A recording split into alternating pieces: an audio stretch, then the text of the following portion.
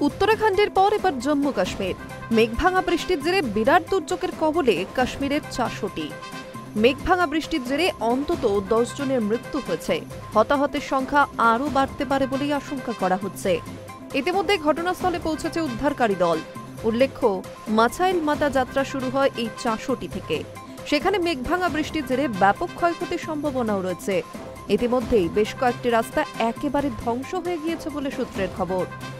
এই দুর্যোগ প্রসঙ্গে কেন্দ্রীয় মন্ত্রী জিতেন্দ্র সিং জানান, কিশতওয়ারের ডিসির সঙ্গে তিনি কথা বলেছেন, স্থানীয় বিধায়কের সঙ্গেও কথা হয়েছে। এক্স হ্যান্ডেলে তিনি লেখেন, 400টি এলাকায় বিরাট মেঘভাঙা বৃষ্টি হয়েছে, তার জেরে ক্ষয়ক্ষতিও হতে পারে। ইতিমধ্যে প্রশাসনের তরফে উদ্ধারকারী দল পাঠানো হচ্ছে ঘটনাস্থলে। উদ্ধার করার পরে আহতদের চিকিৎসার ব্যবস্থাও করা হয়েছে। ক্ষয়ক্ষতির পরিমাণ বা প্রাকৃতিক বিপর্যয় কতজনের মৃত্যু হয়েছে সেই নিয়ে সরকারিভাবে কিছুই জানানো হয়নি। আপাতত পুরো বিষয়টি খতিয়ে দেখছে প্রশাসন। তবে অসমর্থিত সূত্রের খবর, ইতিমধ্যেই 12 জনের মৃত্যু হয়েছে। পরিস্থিতি যতটা গুরুতর, তাতে হতাহতের সংখ্যা আরও বাড়তে পারে।